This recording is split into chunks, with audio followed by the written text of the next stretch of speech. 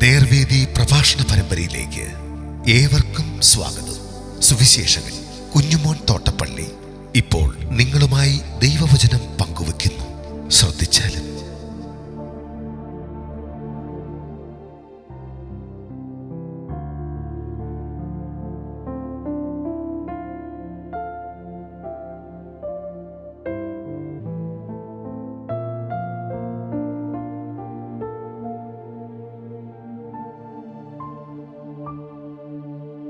മത്തായി എഴുതിയ സുവിശേഷം 3-ാം അധ്യായം. ഞാൻ വായിക്കുന്നത് ശ്രദ്ധിച്ചാലും. ആ കാലത്ത് യോഹന്നാൻ ശാപകം വന്ന് യഹൂദ്യ മരുഭൂമിയിൽ പ്രസംഗിച്ചു, സ്വർഗരാജ്യം സമീപിച്ചിരിക്കയാൽ മാനസാന്തരപ്പെടുവീൻ എന്ന് പറഞ്ഞു. മരുഭൂമിയിൽ വിളിച്ചു പറയുന്നവന്റെ വാക്കാവിത്, കർത്താവിന്റെ വഴിയൊരുക്കി അവന്റെ പാത നിരപ്പാക്കുവിൻ എന്നിങ്ങനെ യെശയ്യാ പ്രവാചകൻ പറഞ്ഞവൻ ഇവൻ തന്നെ. യോഹന്നാൻ ഒട്ടകരോമം കൊണ്ടുള്ള ഉറുപ്പും അരയിൽ തോൽവാറും ഉണ്ടായിരുന്നു. അവന്റെ ആഹാരമോ വെട്ടുക്കിളിയും കാട്ടുതേനുമായിരുന്നു. അന്ന് യെരുശലേമ്യരും യഹൂദദേശക്കാർ ഒക്കെയും യോർദാന്റെ ഇരുകരയുമുള്ള എല്ലാ നാട്ടുകാരും പുറപ്പെട്ട് അവന്റെ അടുക്കൽ ചെന്ന് തങ്ങളുടെ പാപങ്ങളെ ഏറ്റു പറഞ്ഞുകൊണ്ട് യോർദാൻ നദിയിൽ അവനാൽ സ്നാനമേറ്റു. തന്റെ സ്നാനത്തിനായി പരീശരിലും സദൂക്യരിലും ചിലർ വരുന്നത് കണ്ടാറെ അവൻ അവരോട് പറഞ്ഞത്, സർപ്പസന്തതികളെ, വരുവാനുള്ള കോപത്തെ ഒഴിഞ്ഞ് ഓടിപ്പോകുവാൻ നിങ്ങൾക്ക് ഉപദേശിച്ചു തന്നത് ആര്? മാനസാന്തരത്തിന് യോഗ്യമായ ഫലം കായ്പീൻ. അബ്രഹാം ഞങ്ങൾക്ക് പിതാവായിട്ടുണ്ടെന്നുള്ളം കൊണ്ട് പറവാൻ തുനിയരുത്. ഈ കല്ലുകളിൽ നിന്ന് അബ്രഹാമിന് മക്കളെ ഉളവാക്കുവാൻ ദൈവത്തിന് കഴിയും എന്ന് ഞാൻ നിങ്ങളോട് പറയുന്നു. ഇപ്പോൾ തന്നെ വൃക്ഷങ്ങളുടെ ചുവട്ടിന് കോടാലി വെച്ചിരിക്കുന്നു. നല്ല ഫലം കായ്ക്കാത്ത വൃക്ഷമെല്ലാം വെട്ടി തീയിലിട്ട് കളയുന്നു.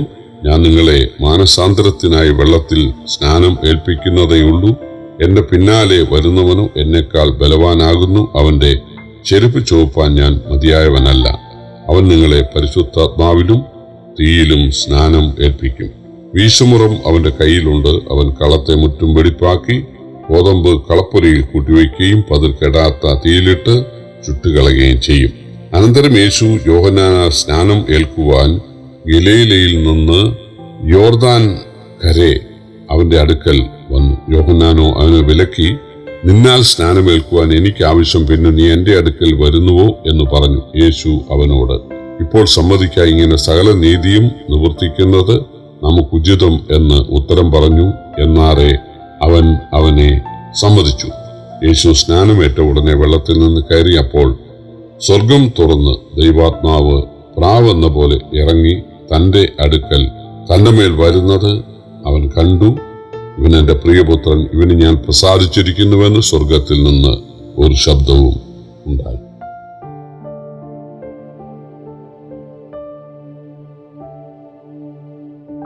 മൂന്നാം അധ്യായം യോഹന്നാൻ സ്നാപകന്റെ ശുശ്രൂഷയും യേശുവിന്റെ സ്നാനവുമാണ്. വൃദ്ധരായ മാതാപിതാക്കൾ മരിച്ചതുകൊണ്ടാകാം യോഹന്നാൻ മരുഭൂമിയിലാണ് പാർത്തിരുന്നത് എന്ന് ലൂക്കോസിന്റെ സുവിശേഷം 1:80 നാം വായിക്കുന്നു. അക്കാലത്ത് ധാരാളം ഭക്തി പ്രസ്ഥാനങ്ങളും ആശ്രമങ്ങളും ആ മരുഭൂപ്രദേശത്തുണ്ടായിരുന്നു. അതിലൊന്നിലാവാം യോഹന്നാൻ പരിശീലനം നേടിയത്. യഹൂദന്മാരുടെ കൂട്ടത്തിലെ എസ്സേന്യർ എന്ന് പറയുന്ന ആ ഭക്തി പ്രസ്ഥാനത്തിൽ ആയിരുന്നു യോഹന്നാൻ കഴിഞ്ഞിരുന്നത്. കാരണം അവരാണ് അങ്ങനെയുള്ള വസ്ത്രധാരണവും അങ്ങനെയുള്ള ഭക്ഷണവും അങ്ങനെയുള്ള ഭക്തി ജീവിതവും നയിച്ചിരുന്നത് എന്ന് യഹൂദന്മാരുടെ ചരിത്രത്തിൽ പറയും. യേശുവും യോഹന്നാനും തമ്മിൽ 6 മാസത്തെ പ്രായവ്യത്യാസമാണുള്ളത്. യേശുവിന്റെ ശുശ്രൂഷയ്ക്ക് ചില മാസങ്ങൾക്ക് മുമ്പ് യോഹന്നാൻ ശുശ്രൂഷ ആരംഭിച്ചു. യെശയ്യാ പ്രവചനം 40:3 പ്രവചനം അനുസരിച്ച് ദൈവമായ യേശുവിന് വഴി ഒരുക്കുന്ന മുന്നോടിയായിരുന്നു യോഹന്നാൻ. സാധാരണ രാജാക്കന്മാർ വരുന്ന വിവരം വിളംബരം ചെയ്യുന്ന മുന്നോടികൾ ഉണ്ടായിരുന്നല്ലോ. യോഹന്നാന്റെ വസ്ത്രം ഒട്ടകരോമവും ഭക്ഷണം വനവിഭവങ്ങളുമായിരുന്നു. യോഹന്നാൻ വീഞ്ഞു കുടിക്കുകയില്ല എന്നും ജനനത്തിനു മുമ്പേ ദൂതൻ അപ്പനായ സഖര്യാവിനോട് പറഞ്ഞിരുന്നു. അതനുസരിച്ച് വെള്ളം മാത്രമാകാം കുടിച്ചിരുന്നത്. ഏലിയാവിന്റെ ആത്മാവോടുകൂടെ യോഹന്നാൻ വരുമെന്നായിരുന്നു മലാക്കി പ്രവചനത്തിൽ ഉള്ളത്. ദൂതൻ സഖര്യാവിനോട് ദേവാലയത്തിൽ വെച്ച് പറഞ്ഞതും അതാണ്. യോഹന്നാന്റെ വസ്ത്രധാരണം ഏലിയാവിൻ്റെതിന് തുല്യമായിരുന്നു. പ്രസംഗവും ഏലിയാവിൻ്റെതിന് തുല്യം പാപത്തെ വിമർശിക്കുന്നതായിരുന്നു. ദൈവരാജ്യം സമീപിച്ചിരിക്കൊണ്ട് മാനസാന്തരപ്പെടാനും അതിന്റെ അടയാളമായി സ്നാനപ്പെടാനുമാണ് യോഹന്നാൻ ആഹ്വാനം ചെയ്തത്.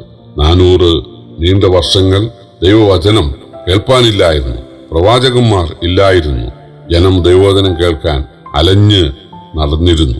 ആമോസിന്റെ പ്രവചനത്തോട് ദൈവം പറഞ്ഞിരുന്നു, അപ്പത്തിനായുള്ള വിശപ്പല്ല, വെള്ളത്തിനായുള്ള ദാഹവുമല്ല, യഹോവയുടെ വചനത്തെക്കുറിച്ചുള്ള വിശപ്പും ദാഹവും ഞാൻ നിങ്ങൾക്ക് അയക്കും. നിങ്ങൾ കിഴക്ക് മുതൽ പടിഞ്ഞാറ് വരെയും സമുദ്രം മുതൽ സമുദ്രം വരെയും ദൈവവചനം തേടി അലഞ്ഞു നടക്കും, കണ്ടുകിട്ടുകയില്ല താനും. അതാണ് ഇവിടെ സംഭവിച്ചത്. പ്രിയപ്പെട്ടവര്, ദൈവം നമ്മോട് ആവർത്തിച്ച് സംസാരിക്കും. പക്ഷേ നാം അത് നിരാകരിക്കുന്ന പക്ഷം പിന്നെ ദൈവം നമ്മോട് സംസാരിക്കില്ല. പന്നിയുടെ മുമ്പാകെ ദൈവം മുത്ത് ഇടുന്നവൻ അല്ല. അതാണ് ഇവിടെ സംഭവിച്ചത്. പഴയ നിയമത്തിൽ നമുക്കറിയാം, സ്ഥാന ശുശ്രൂഷ ഇല്ലായിരുന്നു.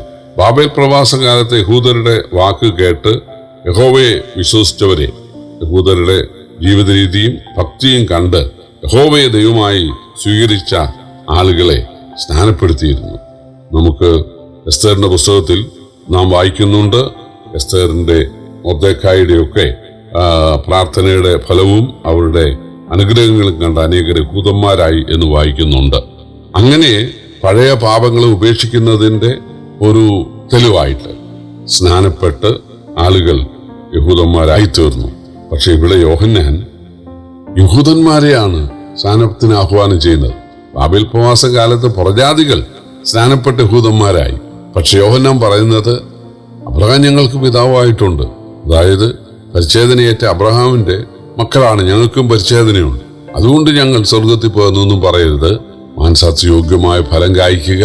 അബ്രഹാമിന്റെ വംശത്തിൽ അബ്രഹാമിനോട് വാഗ്ദത്തം ചെയ്ത മശിഹ ഇതാ വരാൻ പോകുന്നു എന്റെ പിന്നാലെ. അതുകൊണ്ട് ആ മശിഹയെ സ്വീകരിക്കാൻ ഒരുങ്ങേണ്ടതിനായിട്ട് നിങ്ങളുടെ പഴയ പാപങ്ങളെ ഒക്കെ ഉപേക്ഷിക്കുന്നതിന്റെ അടയാളമായി നിങ്ങൾ വെള്ളത്തിൽ മുങ്ങി സ്നാനപ്പെടുവാൻ, നിങ്ങൾ പ്രജാതികൾ ബാബേലിൽ ചെയ്തതുപോലെ നിങ്ങൾ ചെയ്യുവാൻ യോഹന്നാൻ ആഹ്വാനം ചെയ്തതനുസരിച്ച് ആളുകൾ സ്നാനപ്പെട്ടു. ഞങ്ങൾ ദൈവത്തിന് കൊള്ളാവുന്നവരായി വചനമനുസരിച്ച് ജീവിച്ചു കൊള്ളാമെന്നുള്ള ഏറ്റുപറച്ചിലായിരുന്നു അത്. യോഹന്നാൻ പറഞ്ഞു, എന്റെ പിന്നാലെ വരുന്ന യേശു നിങ്ങളെ പരിശുദ്ധാത്മാവിൽ സ്നാനപ്പെടുത്തും. അതായത് ദൈവദിനത്തെ അനുസരിക്കാനുള്ള പരിശുദ്ധാത്മാവിന്റെ ശക്തി അവൻ നിങ്ങൾക്ക് തരും എന്നാണ്.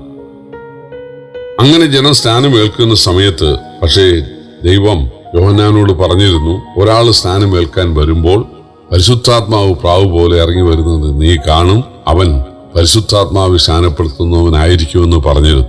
അപ്പോൾ യേശു സ്നാനം ഏൽക്കാൻ വന്നപ്പോൾ പരിശുദ്ധാത്മാവ് മന്നം വന്ന ഒരു പ്രാവ് രൂപത്തിൽ ഇറങ്ങി വരുന്നത് യോഹന്നാൻ കണ്ടു. യോഹന്നാൻ പറഞ്ഞു, നിന്നാൽ സ്നാനമേൽക്കാൻ എനിക്ക് ആവശ്യം, നീ ആരെന്ന് എനിക്ക് മനസ്സിലായി. യേശു പറഞ്ഞു, ഇപ്പൊ സമ്മതിക്കാം. കർത്താവായ യേശു നമുക്ക് മാതൃകയായിട്ടാണ് സ്നാനപ്പെട്ടത്. പത്രോസ് സ്നേഹത്തിലുണ്ട് നാം പിന്തുടരാൻ ഒരു മാതൃക വെച്ചേച്ച് പോയിരിക്കുന്നു. രണ്ടാമത് യേശു കാൽവറിയിൽ അഗ്നിസ്നാനം ഏൽക്കാൻ പോവുകയാണ്. അതിനെ സദൃശീകരിക്കുന്ന ഒന്നായിരുന്നു യേശുവിന്റെ സ്നാനം. എനിക്കൊരു സ്നാനം ഏൽക്കാനുണ്ടെന്ന് യേശു പറഞ്ഞല്ലോ, അത് ഈ കാൽവറിയിലെ അഗ്നിസ്നാനത്തെക്കുറിച്ച് ആയിരുന്നു, കുരിശീകരണത്തെക്കുറിച്ചായിരുന്നു.